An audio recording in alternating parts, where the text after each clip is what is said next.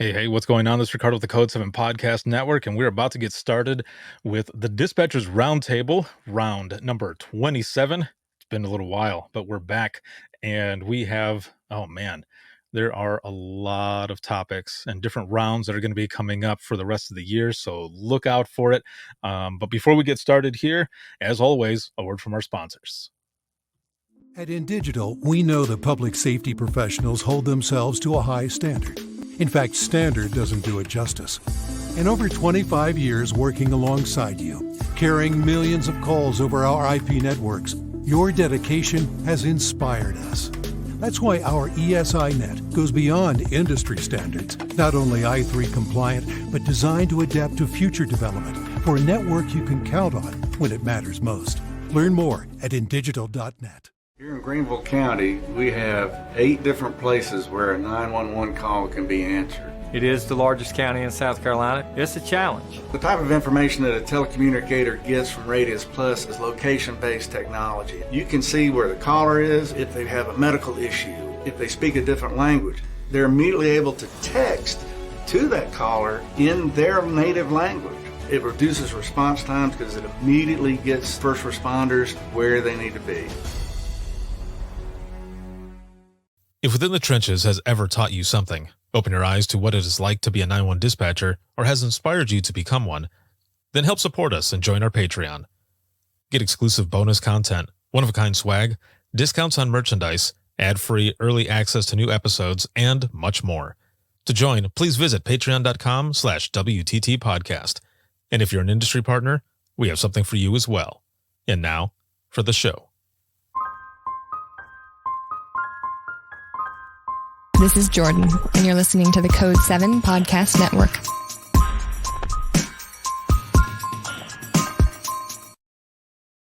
Warning. This episode contains the 3 A's of podcasting: adult content, adult language, and awesomeness. You've been warned. All right. As you almost saw, Open Mic was about to jump on there. This is the promo for all of them. It's just Open Mic is the one that's readily available. So I keep that one on there. I'm actually working on an animated Dispatchers Roundtable to pop up and everything. So look out for that one as well. This is sponsored by InDigital Rapid Deploy as well as Carbine. This is going to be a Carbine exclusive roundtable. This is round number 27. Holy moly.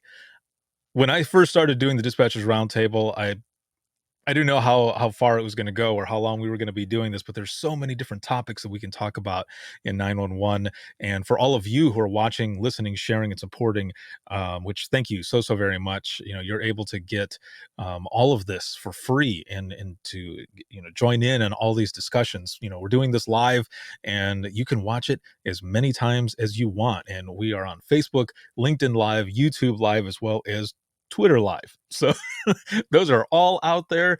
Thank you for joining us. Make sure to share this broadcast on your page as well as your favorite dispatchers page. And let's get some more people to come in here. So as always, with the live broadcast that I do, a roll call. Where are you watching from? And how's everything going?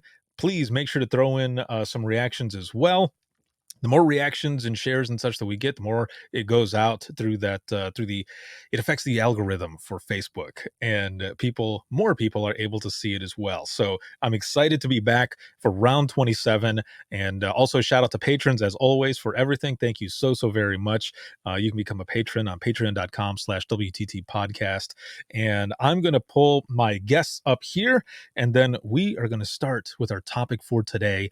And that topic is on location, and it's going to be fun. There's going to be a lot of different things that we're going to be talking about here, and we were already joking about some of the stuff earlier, and so this is going to be fun. Again, this is on location. This is going to be educational, but we're going to have some fun, and you're going to learn some shit. So here we go. This is going to be good. So again, I'm excited. My first guest and she's been on before. I would say she's like a season. She's a regular on a lot of the stuff that I've been doing, live broadcasts and so many other things. So my good friend, always awesome here, is Roxy Van Gundy, and she's a director out in Lyon County 911 out of Kansas. What is going on? Oh, myself. Ooh, there you are. Here I am, live. How's it going? It is going well. How about yourself? I'm great. It's cold here. It was 80 yesterday, and it's going to snow tonight. So, Kansas. What the hell, man? I don't know. Mother Nature's trashed. She's a little hangry. Right? She's like, what the hell is going on? It looks like it's Wednesday, so it looks like you and I, bam, that's what I'm talking about. That's right. That's right. On Wednesdays, we wear 911 Wonder Women. Shout out to Sarah and 911 Wonder Women Inc. And our next guest here is going to be Jenna Barrington, and she's a customer success manager out of Carbine. Hello. And she's frozen. And so Jenna is currently on location. She's working, and she is in a different area right now. And oh, there she goes. So we're dealing with the internet. Yeah, the internet is going out. I see that here now. It just popped up. Hello. Hi, how's it going? It is going well. It's good to have you here, to have you on, especially representing Carbine and such. And as I was telling everyone, you're on location right now. So the way you had put it, you are at the mercy of their Wi-Fi. I am, yes. Far West Texas. Yeah. So our next guest here and our final panelist is going to be Brooks Shannon, and he is with National NINA. He is the interoperability program manager. What is going on, my friend? Man, happy to be here, man. I am stoked. And it's one of my favorite topics, location. Yes, this is going to be good. Like ever since you and I met, like we've had some conversations on like GIS stuff and location and just like a bunch of different things, especially at the time that you and I were co-workers. There was a lot of stuff that we were doing together and just kind of sitting back, having a nice drink or whichever, and just talking shop. And it's always compelling, man, to talk with you. And as Roxy was saying too, you guys are on a call every week, and I think you said it the same way, right? He says something compelling every single time. #smart guy. There you go. Well, this is going to be awesome. We've got a bunch of people who are jumping in here in the comments already, and I want to make sure to say again, even though that I typed it in, just in case you didn't see it because it passed up already, but those who are watching right now live, if you have any questions or comments or anything, please make sure to put it in the comments, and we will go over those as well, because again, as I was saying, we are here to talk about location and a bunch of other stuff. But now that everybody is on screen with me, let's throw in the intro music for the Dispatchers Roundtable.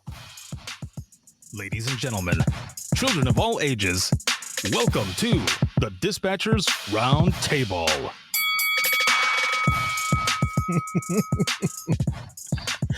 All right. This is good because a lot of the times that I have been doing the Dispatchers Roundtable, I forget to do that one little intro that's there. That's only a few seconds. I always remember the other one, of course, because I got to get the promos and everything in there. But then we just go right into the discussion. So I'm glad I had it on cue, and I was ready to go with it because that intro always makes me laugh.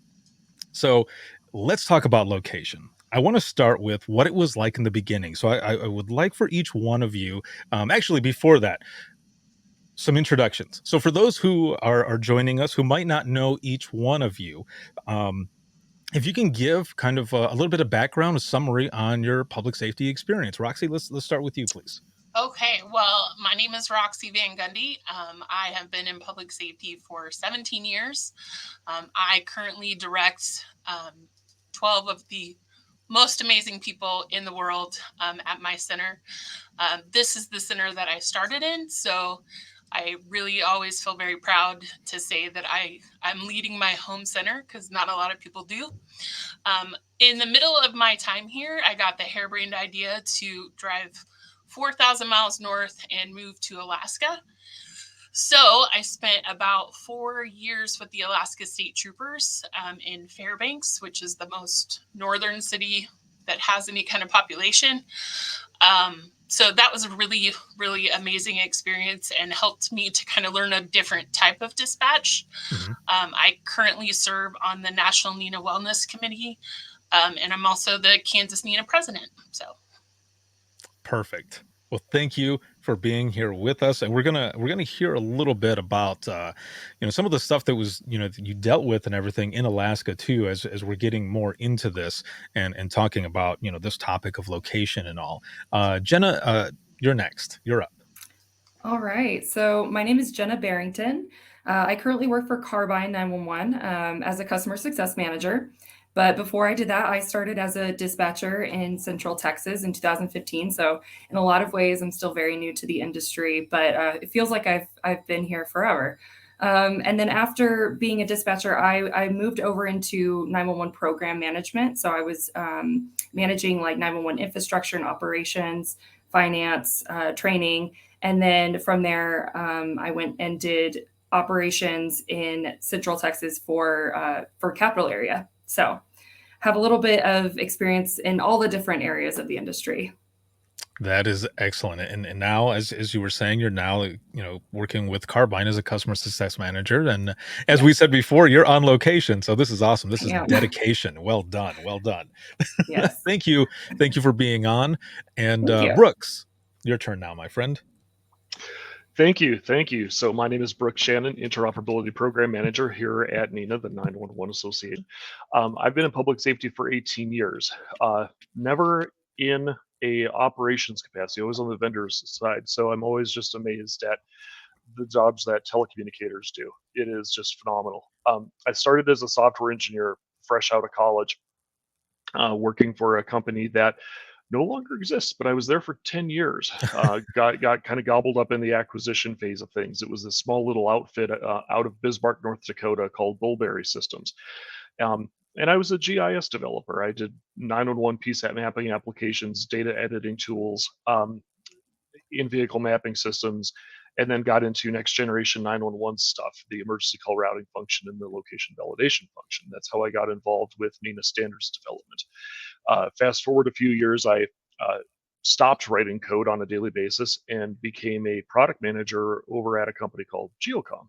Did that for 4 years over there. Met a lot of really great friends, worked on a lot of really great technology. Again, all GIS with a geospatial location based services focus. Went over to where you and I used to hang out, Ricardo, in digital for a little while. Then met this character named Steven Rauscher and ended up over at most recently Rapid Deploy, where I was VP of Product and VP of GIS before I came here to NINA. So, what I do in my day to day here at NINA is I focus on some interoperability projects with a commission called the NG911 Interoperability Oversight Commission.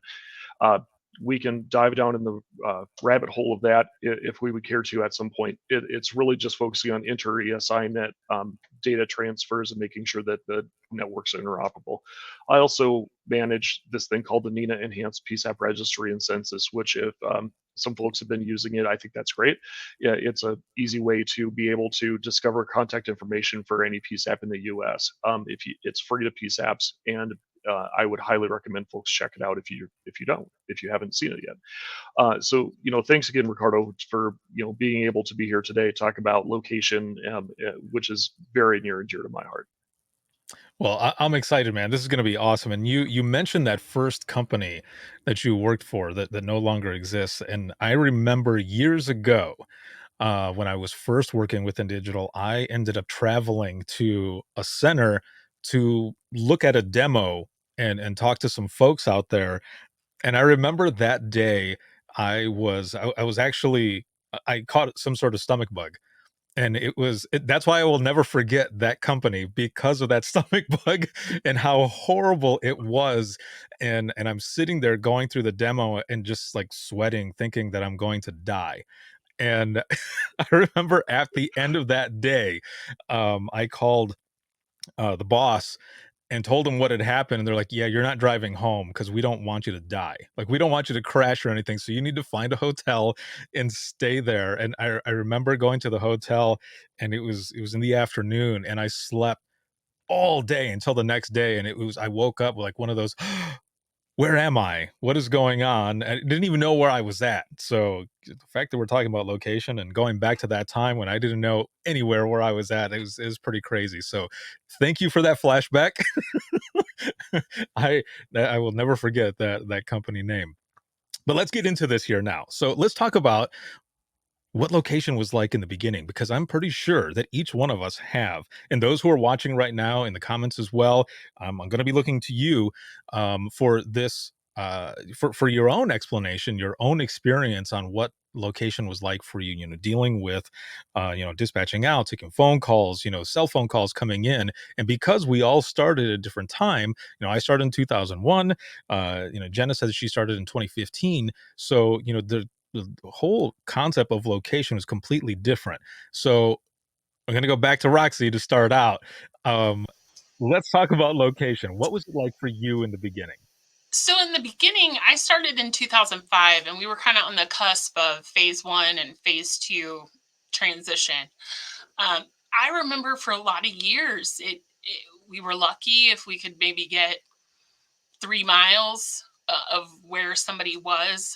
We spent a lot of time on the phone trying to ping calls and figure out where people were because it just wasn't available really. Um, so phase two was a big deal when it came to pass, and it started to get better and better. I'm pretty lucky in Kansas. We've always been pretty forward thinking on technology. And so we always had a lot of really good tools, but phase two was like a game changer for us because, you were getting closer and closer to these callers, and you were watching too the transition from landlines to cell phones. So it was kind of in that time where more and more people were picking up steam and getting cell phones. And it really was not always easy. We would get calls that we could never really be sure if we were sending people to the right place, just kind of throwing something at a problem and hoping it sticks. So And that's always a scary moment, though, right? When you've got that's coming in and all, and you're trying to figure out where someone is, and you're just listening to all of the screaming and stuff that's going right. on, and like you said, man, it's something else. Um, Well, and so I think we all kind of relied on landline services and that Annie Alley data. We were really confident in Annie Alley data, and we knew that 123 Main Street was it. yes. And as people started using cell phones more, I think it really kind of made 911 a little off its axis, and we had to get our footing on how do we determine locations for these types of callers. So it was a little scary to chart through. Right, and especially because people are looking to us for that help, right? And Yeah. assuming that we know exactly where they are at all times, and it wasn't like that. When you end up No. saying, when it slips out, "I don't know where you're at," and then it makes them freak out even more. You're like, "Oh, okay, next time I Yeah. won't say that." Or try to figure out a different way to say that without being so maybe slightly dramatic. But looking over here in the comments, Gary, he says 1997 I started with phase 0. We were happy to just capture a cell number. Yeah. Yeah. I mean, when I worked in Alaska, that's really how it was. We didn't have anything. We didn't have Mhm. any alley. We didn't have anything. So I definitely understand Gary's perspective because it's very, very unnerving to not know where something's going on. Yeah, exactly. And also for the panelists that are on here as well, as you're each telling your experience, please jump in with anything to build upon that as well. If you have something, I'm just looking here in the comments really quick as we're starting this out. Lone here says, "I will teach all the dispatchers my location rule: rebid quickly and until you get a phase 2 location, because they are better, but still not completely reliable." But yeah, you're getting that phase 2, hopefully getting the phase 2, and it definitely is a lot better.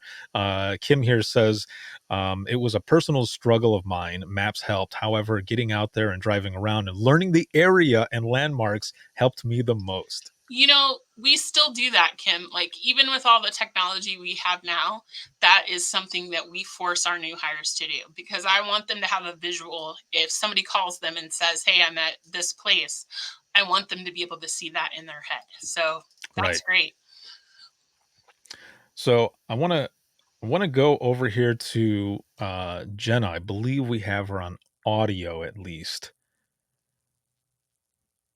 Maybe. I know she was having a little bit of issues with her internet, but I'm going to send her a message here in a moment. I'm going to go over here to Brooks.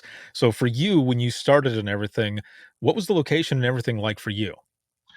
You know, it was really in that period of time, like Roxy talked about, between phase 1 and phase 2 deployments, right? You know, getting in from the vendor side of the house, I had no idea really how 911 worked and how it was powered, and I had no idea who Annie and Allie were, but I certainly found out exactly what those things were. And I remember, you know, thinking that, man, you know, you see in the movies that, you know, 911 centers must have like drones they can dispatch to get like live action footage from wherever they need to be, and all of this kind of minority report technology stuff. And I was, you know, quite surprised to see what it was really like. Um, but seeing the benefits of phase 2 was really something else. When I worked at that small outfit, Bullberry Systems, we had, you know, a dozen employees, and as a software engineer, I also went out and did the bulk of our 911 center implementations.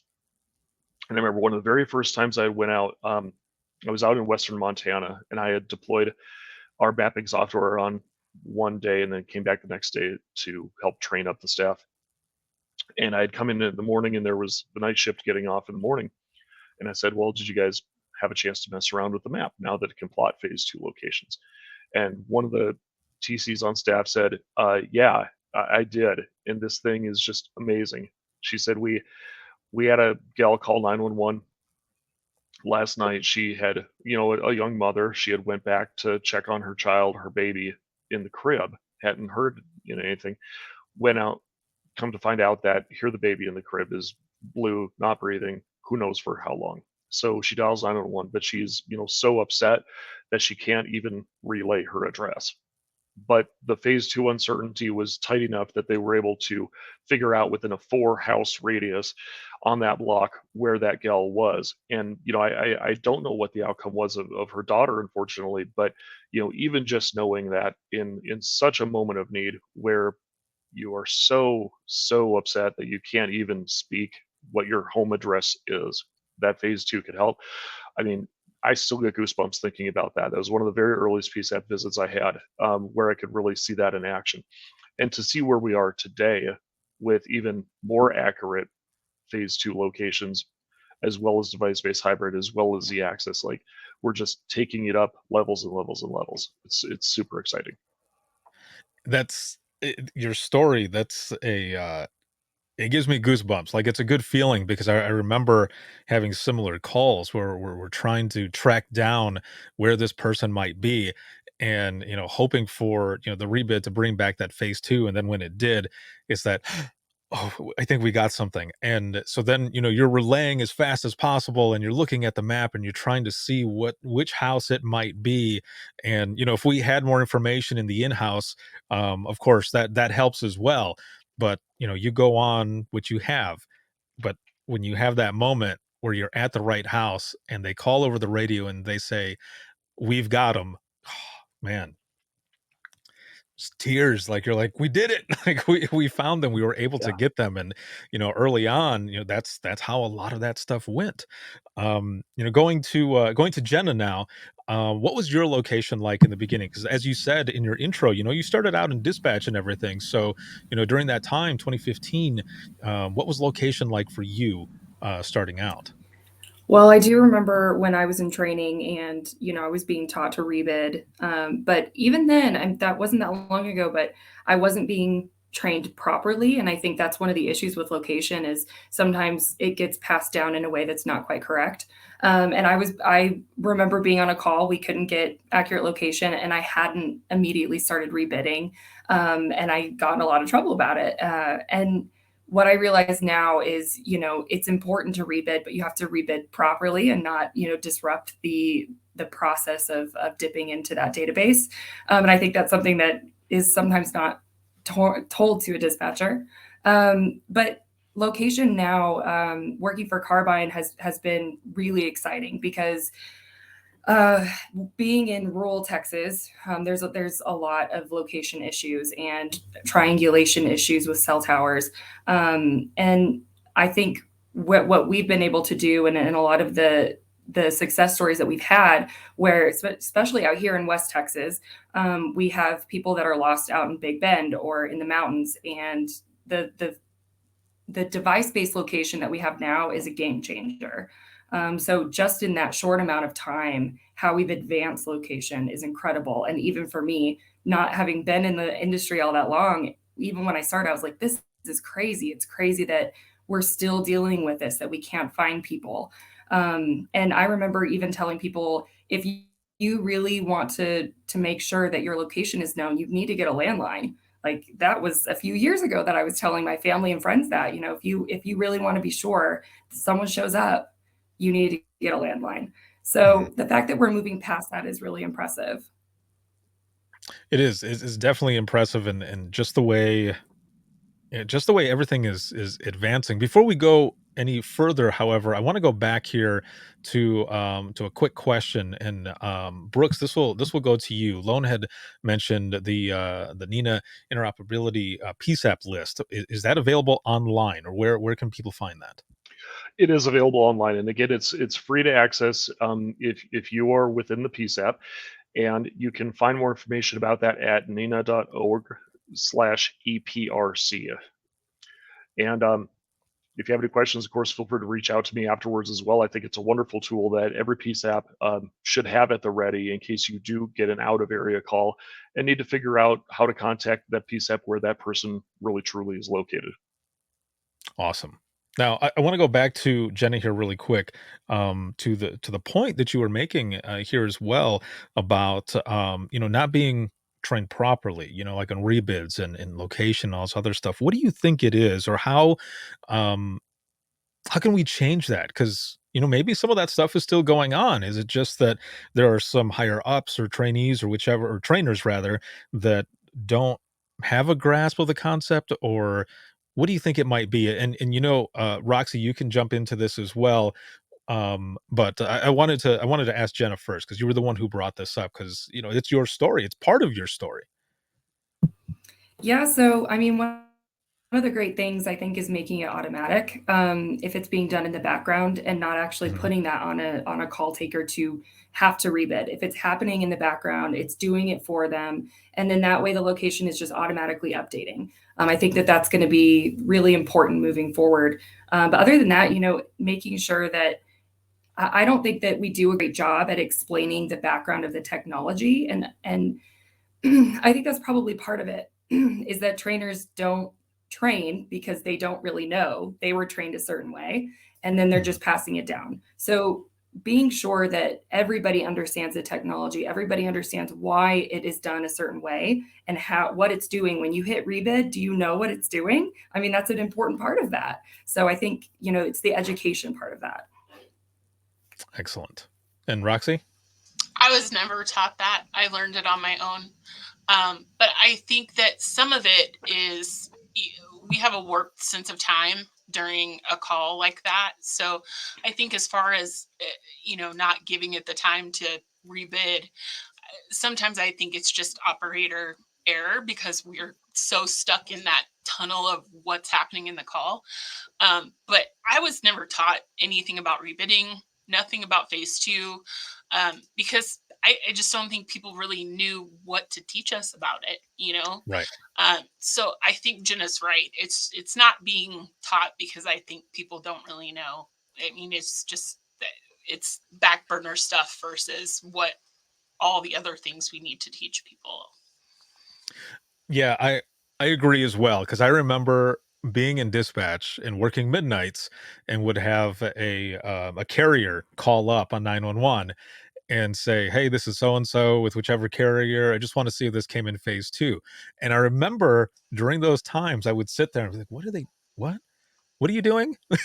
And because no one ever told me, Nope. I knew the phase one and phase two and what it was all about, but them going through and testing and doing all this other stuff, like I wanted to learn more, but then I also wondered why don't I know more? Why am I not being taught more? But again, it's probably because there were others that didn't know and didn't know how to explain it. But those were some of the things that I remember, especially because I was doing a lot of online schooling. So I would be doing this at work and then getting these phone calls, and they would just be saying, can you tell me if it came in phase two? No, rebid. Okay. Did it come in this time? What are the coordinates? And just going over and over and over and over. And one time I actually did ask the person, and they gave me this huge response, and I said thank you, because I didn't know. Yeah. I didn't know. Well, and I could see too, from a trainer's perspective and playing devil's advocate, there's a lot of things that we have to, teach folks that are really difficult and really overwhelming, for a trainee, and to add technology and all of this technical stuff and trying to explain it as a layman. I mean, I'm no Brooke Shannon by no means. So, I mean, to try to have to explain that to somebody and have them really understand it while they're already pushing all of that information in their minds, I mean, I can see where people shy away from it for sure. Right. Now, going to Brooks here, because I'm looking at a message here, and I want to know more as well. It's not just phase one or phase two; there are others as well. Are you able to kind of explain some of those that are on the way?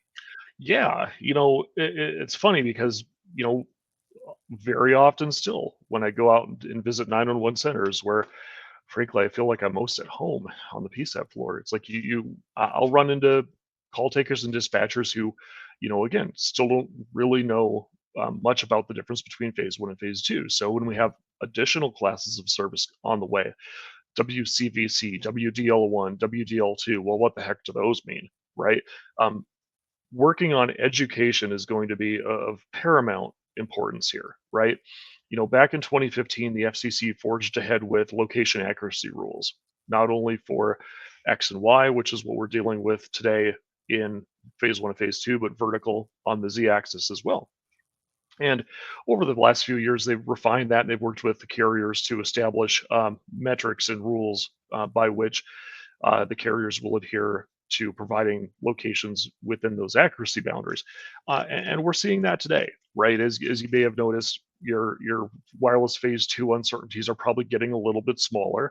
There's some carriers that actually use that device-based hybrid location from the handset to augment or literally just pass through their location. So instead of doing, cell tower triangulation or GPS methods to determine the location of a caller, it's actually from the handset. It's the same blue dot you get if you fire up the mapping application on your phone. Um, we've seen those numbers decrease, but we're also seeing Z come across as well. And getting back to those three new classes of service I mentioned, WCVC, DL1, and DL2. Um, as humans, we don't think about, as we all know, location in X, Y, and Z. We think about location in terms of address, floor, unit, room, etc. Right? So Nina recommended and added to a standard the additional classes of service WCVC, WDL1, and WDL2 to deal with that.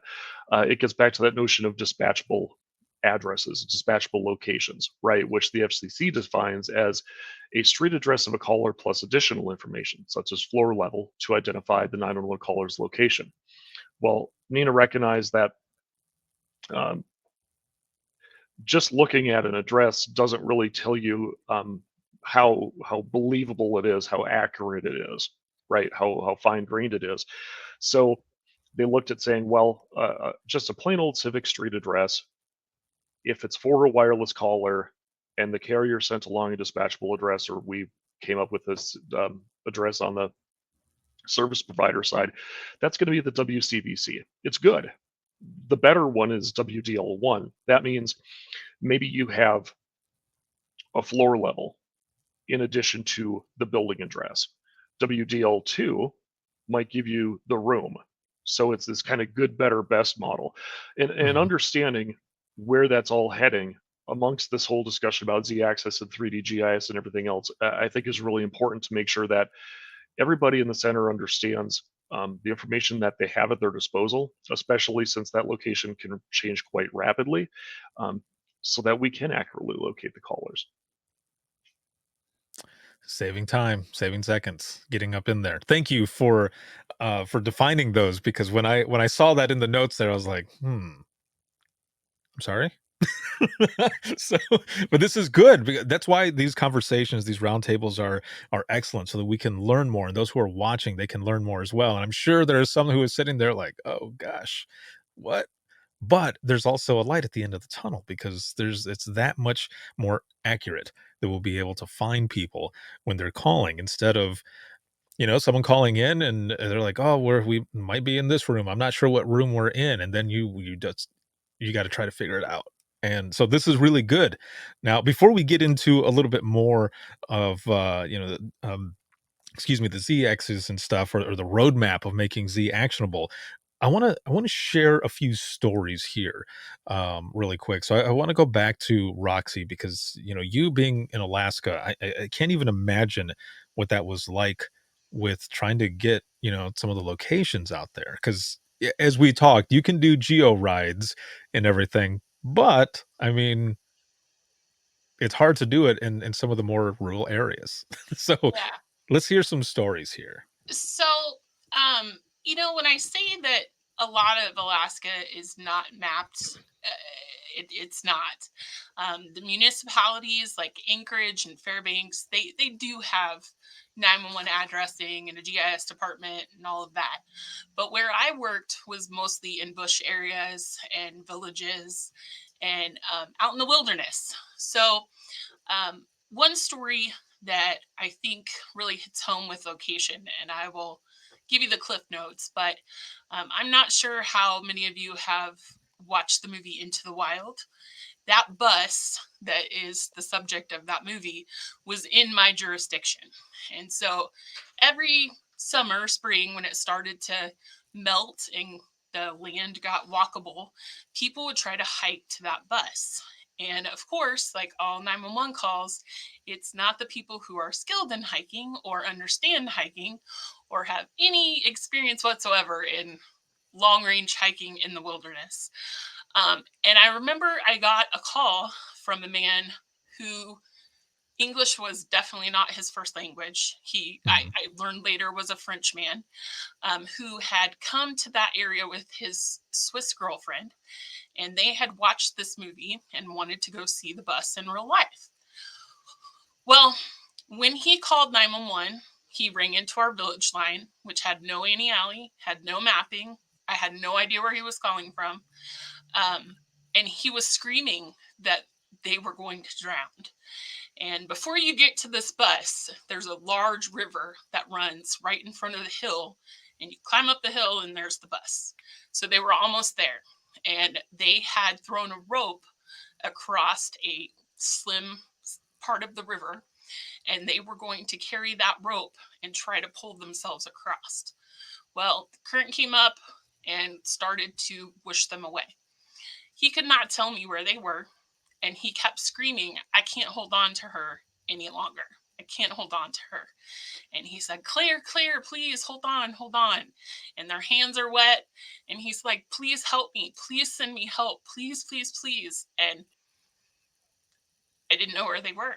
So I had a guess of where they could have, they might have entered the river, just from experience, but I had no idea where they had floated to. I had no idea how far downriver they were. And he was on his cell phone, which, at that point in time, I think I could have gotten a general area at least to send a helicopter and a troop or two. But we just didn't have that. And something that I'm really passionate about is I took away from that call, Miss Ackerman, she died. She drowned in front of her boyfriend, on the phone with me. And something that I took from that is that when you go from somewhere that had phase two and a map solution, and you had something, and you go to some place that has nothing, I think that that's a wellness component, because I didn't have the tools to do my job that I knew were out there. So I think that, that's something to consider. If you're not in a place where you can do NG 911, or you don't live, in an area that provides that, you're not giving your folks the tools to do their jobs. And I think that's a call that sticks with me today. And as a result of that, they actually called Sean Penn, who directed that movie, and asked for the prop bus so they could put it in the town to try to get people to stop going out there, because we were getting those calls all the time and we couldn't find these people. And that's a huge burden to put on dispatchers. I still remember that call like it was yesterday, and she passed away about 15 years ago. So I think that's a good example of where location really can go south and, impact your telecommunicators. Do you know if things have changed there? Like, have there been upgrades? Like, No, and it's very difficult because the terrain that we work in is just, it's hard to map. There's so yeah, many little trails and dog sled trails, and, villages have zero 911 addressing. And it's a lot of little telephone providers that don't have the money to invest in those types of things. They just don't. So there's a lot of people that are still struggling with that same problem I struggled with 15 years ago. I love though that you share this story, and thank you so much for sharing this as well. That even though it feels like it was just yesterday that this happened, you're able to carry this, but also have this example for those that work with you now, or if you wanted some part of newer technology or whatever that's coming out, you're able to be able to portray this story and let them know, like making it personal, like we need Yeah. this type to be able to find people. And This would is what anything happened have, before. yeah, and would anything have changed? No, probably not. What was meant to be was probably already decided. Mhm. But the fact that I didn't have all the tools that I could put to use to help in that situation, that's a super helpless feeling. And I think we talk all the time about wellness and, what's impacting our telecommunicators. They need the tools to do their job, and that's technology too. Right.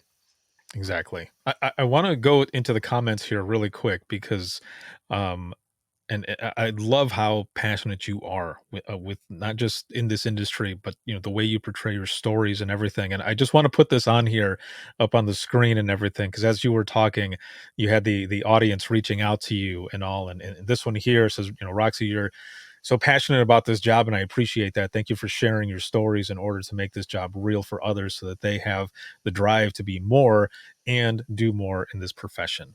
Thank Thank you you. guys. Jenno, I want to go over to you. You kind of mentioned a story earlier. You're talking about Amanda, but you had a couple other stories as well, as we're talking about location. Yeah, so it's been a really incredible opportunity for me to spend time out in West Texas. They just moved over to their ESINet I3 compliant new cloud-based solution. And one of the things that we get to do is device-based location. So out here, it's the West Texas mountains. It's very close to the U.S.-Mexico border, so they have a lot of stories of migrants crossing the border and getting lost out in the desert and the mountains for days, and just being stranded. And a few weeks ago, I had a dispatcher telling me that they had someone call, and he had actually driven his truck out into the desert on a dirt road. All four of his tires had popped, and he was there for 2 days, no water, nothing. And a lot of the time he couldn't get a call through. But when he did, they were able to pinpoint his location.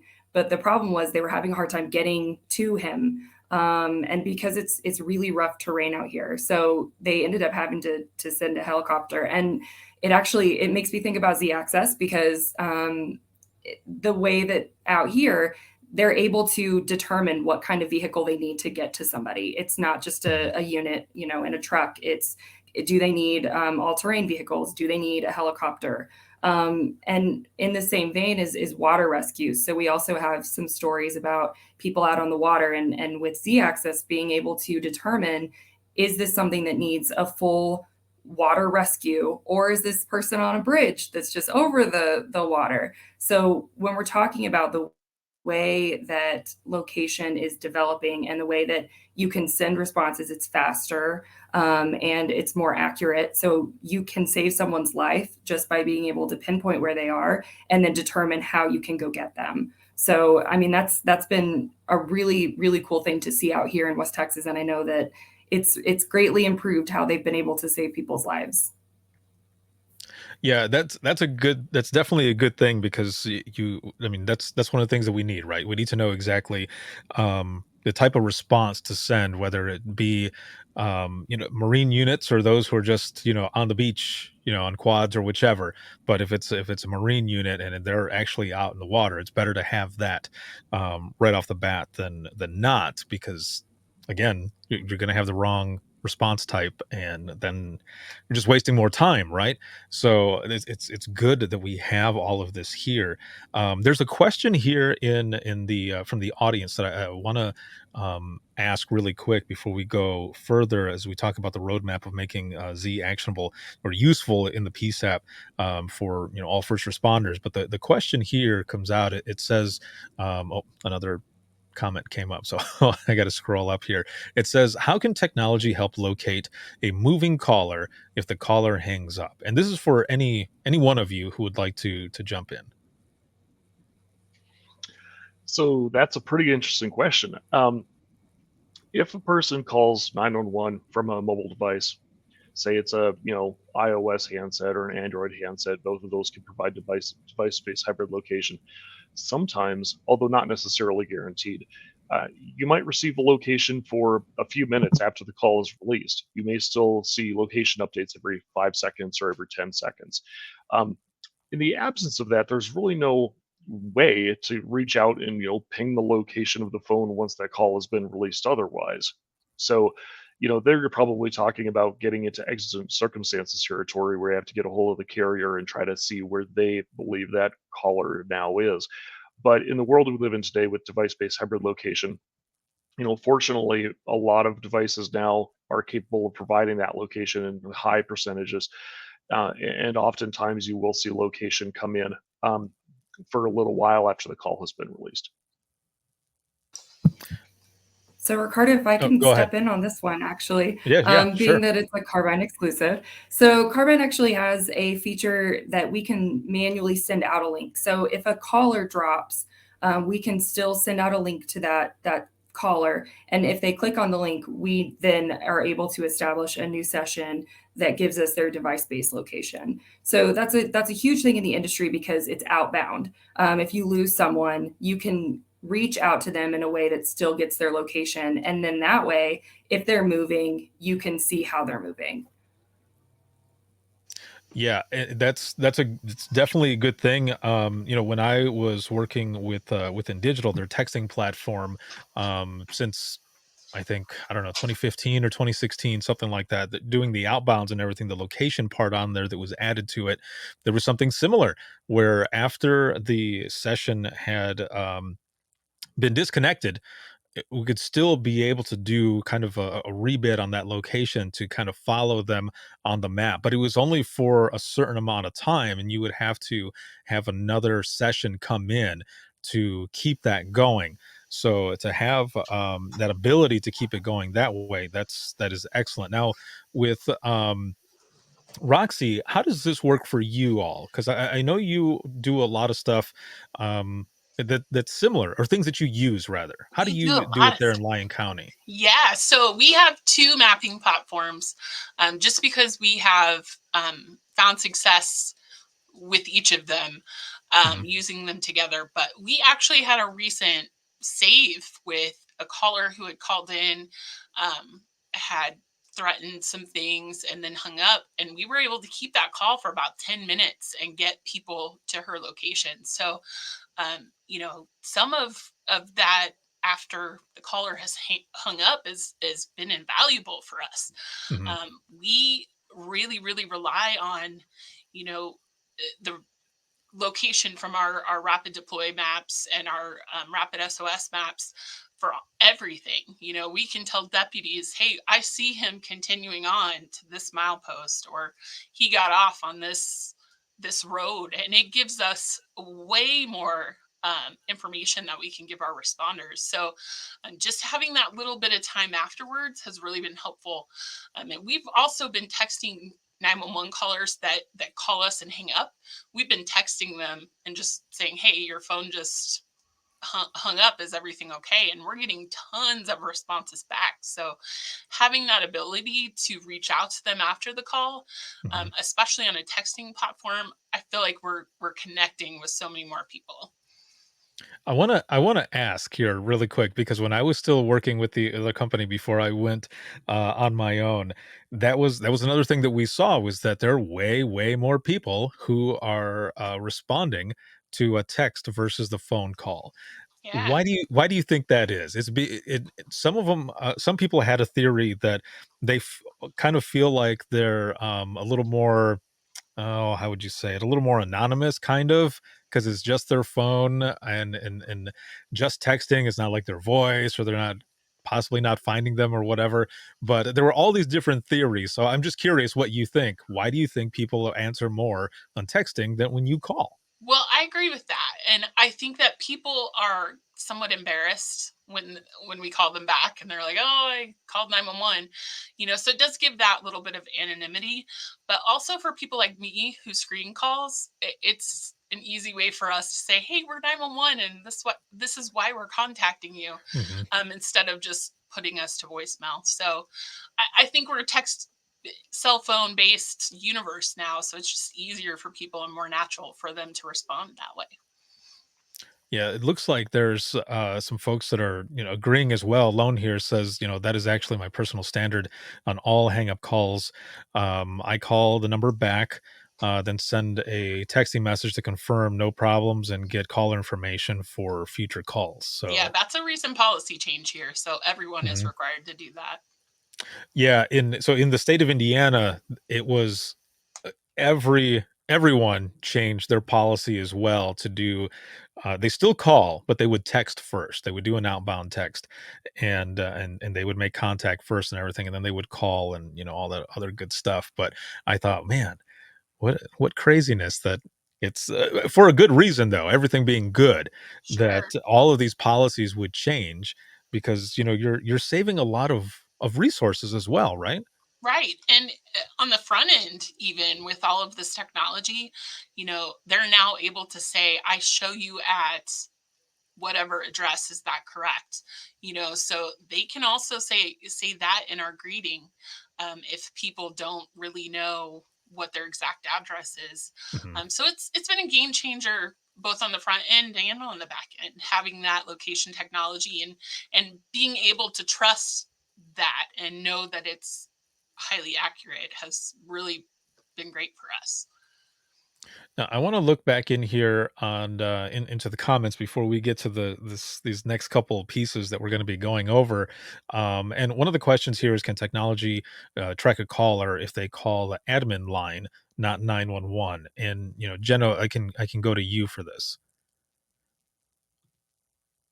Yes. So, I mean, there are different ways to do that. With, I mean, what I know is Carbine, so I'll speak from Carbine's point of view. Mhm. So with Carbine, what we can do is we can outbound, even with an admin line.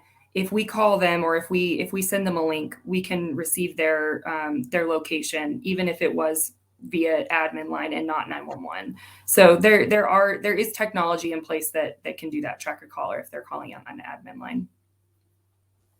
Now, this is good too, because I think back to when I was in dispatch, and there were a few times, and I swear sometimes it still slightly haunts me, because people would call, and this old phone system that we had on an admin, even on an admin line, we didn't have caller ID.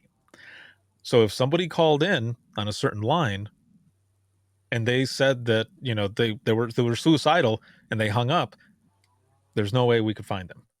And there were a few times where there were calls that I had taken, and I remember sitting there praying for that person to call back somehow so that I could get an address, so I could get somebody out there, just anything like that. And eventually we got caller ID. The thing that sucked though was that it was the little screen that the caller ID came on for this old phone system that had been there since I believe 94. That's how old that system was. And they have changed. It has changed since I left there.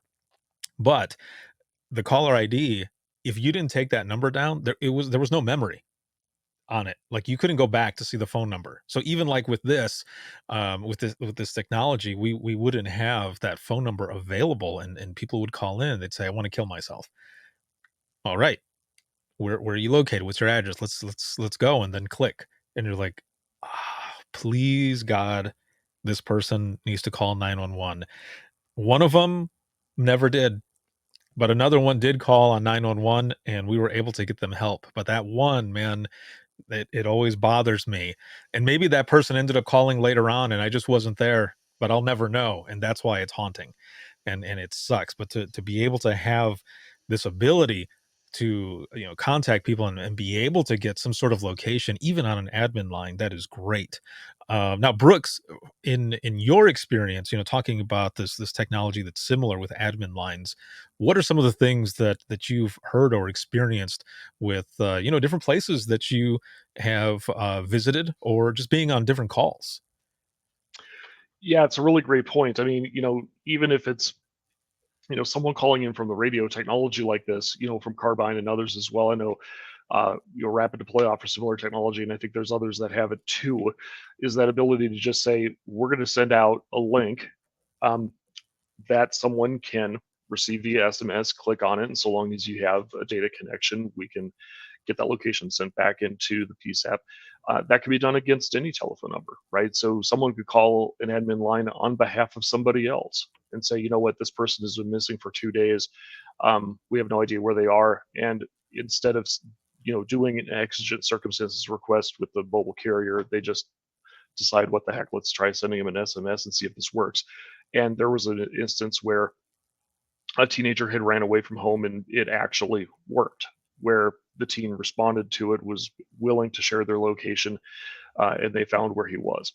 So, having that capability, I think, is tremendous, right? Because we're still in a transition period where we're not, fully NG 911 compliant across the country, and even when we are, right, someone calls an admin line, there's no guarantee we're going to be able to get their location, right? So having those alternative mechanisms as backup tools so that you do have the tools at the ready, I think is really important.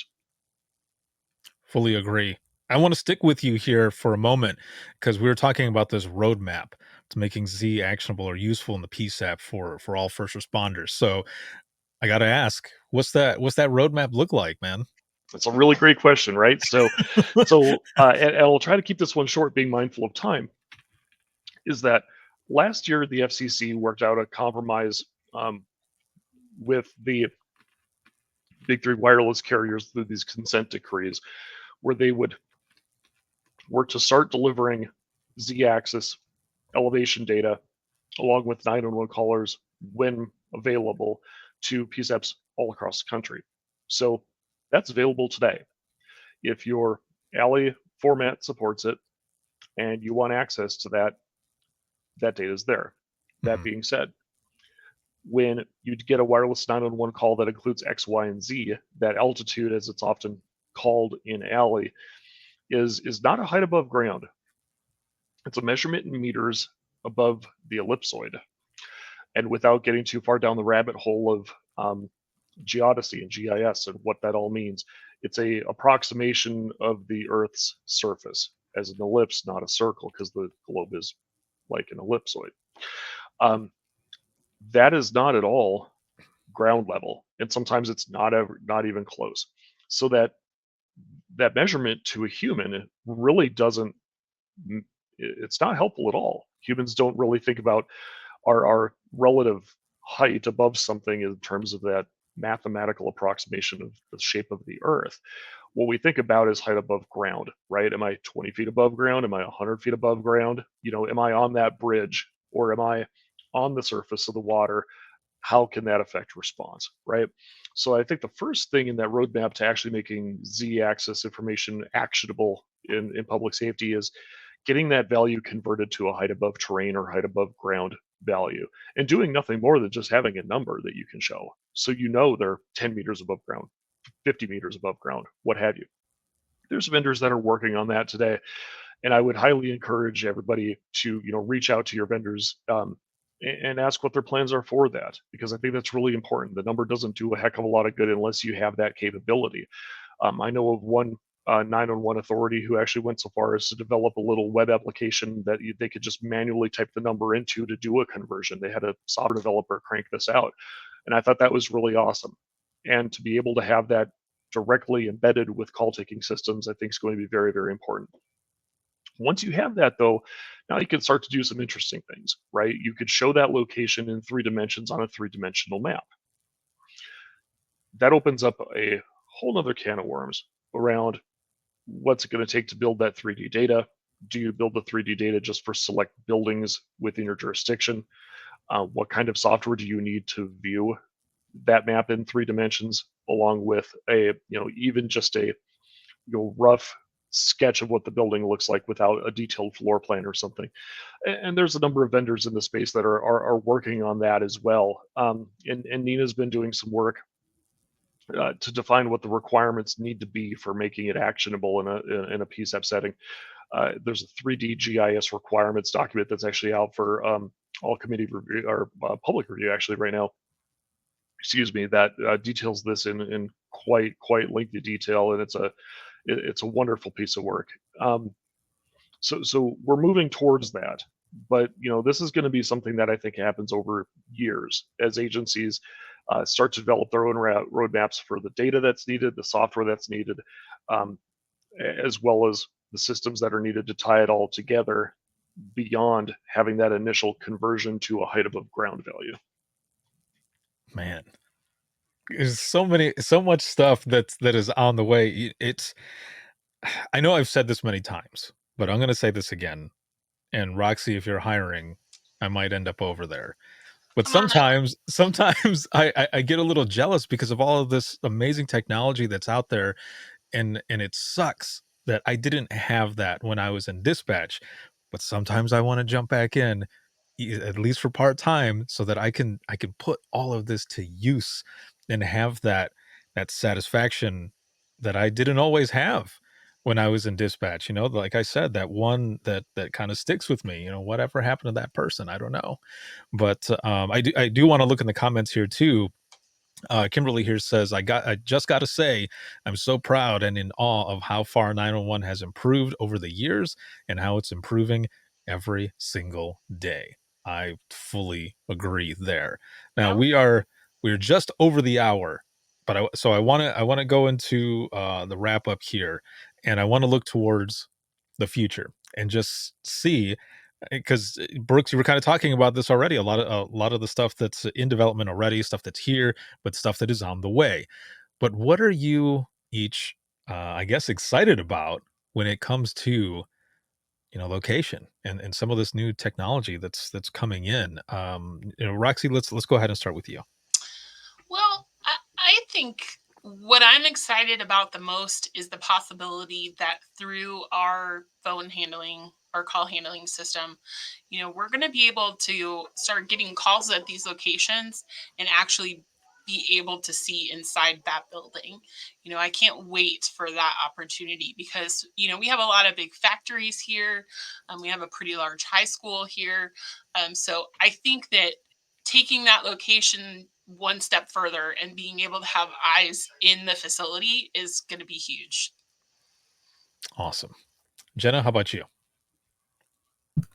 So, coming from the vendor side, I think the thing I'm most excited about is, and to go back to the beginning, we were talking about rebidding and education, is having the opportunity to teach people how the technology that we're developing can really make their jobs better and easier. I think that we are finally in a place where if we can take that opportunity to really teach people how the emerging technology with location, how they can use it, and not just like it exists. And like what Brooks was saying, the misconceptions. So being able to train people how it's going to help them instead of just kind of setting it out there and hoping people utilize it, or not really knowing how to utilize it. So for me, that's the most exciting part. One of the things I want to know as well, is, how do we keep people educated? How do you continue to keep folks educated? Because there might be some out there who are just like, well, that's we've got this, and this is how it works, and that's it. Do you have someone come in and share some of those harder personal stories? For example, like Roxy, like the one that you shared, to be able to say, look, you don't want something like this to happen in order for you to care. You know what I mean? So how does one do I that? How do you continue?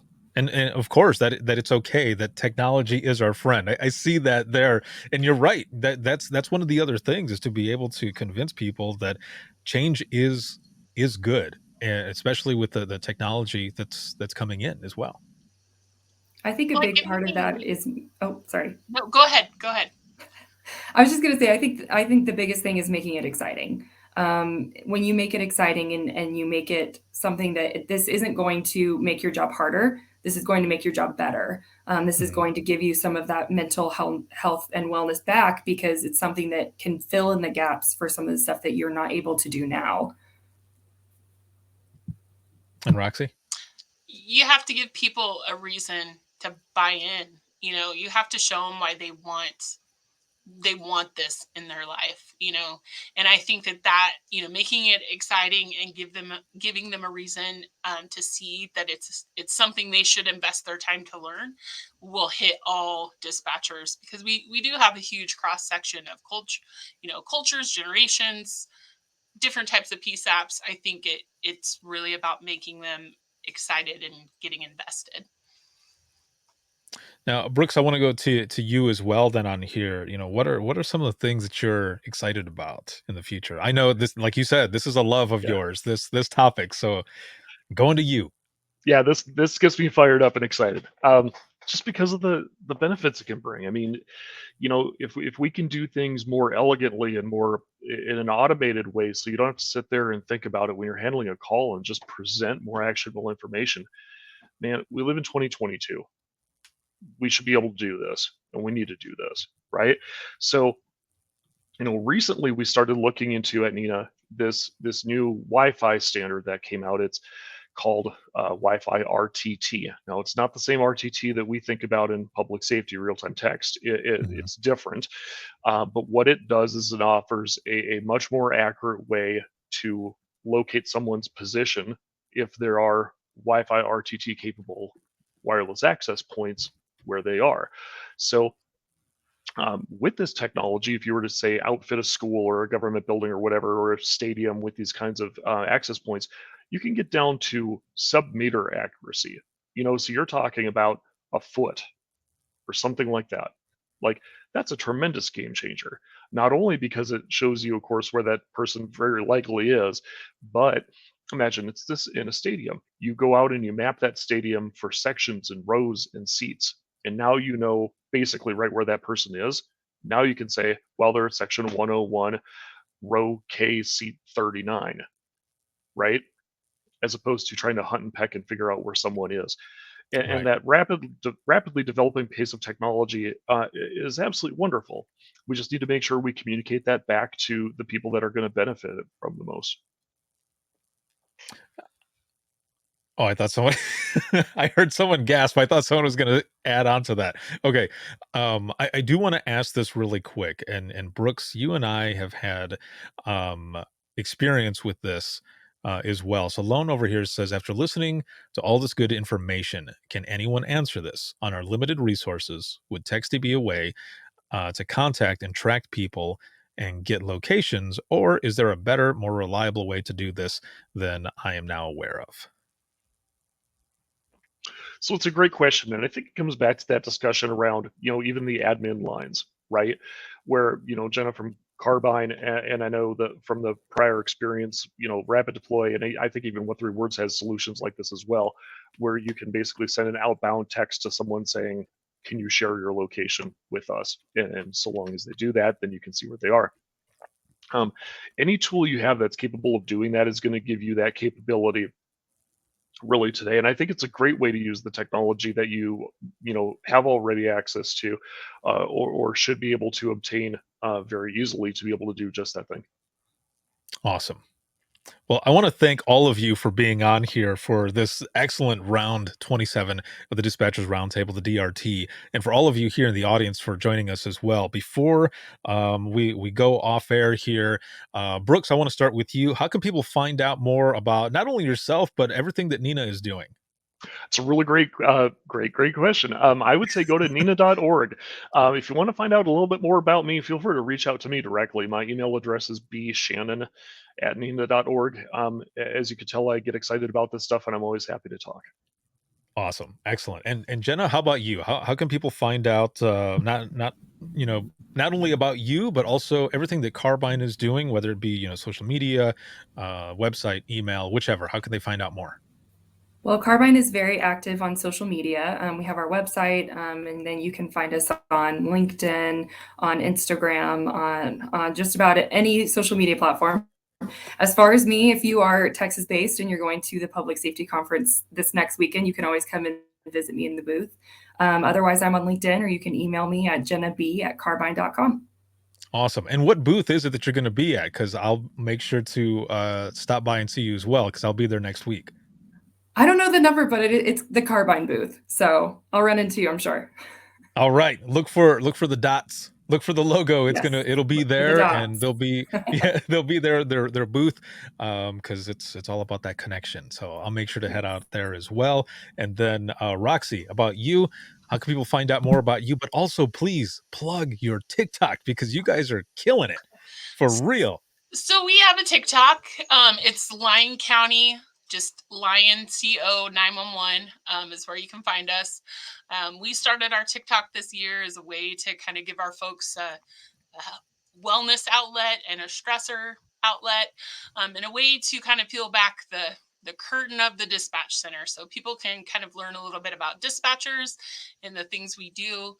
You can also find us on Facebook at Lyon CO 911. We have a ton of stuff there. I'm all over the socials, so feel free to message me, friend request me. I love to make new friends. I'm always willing to help wherever I can. So Awesome.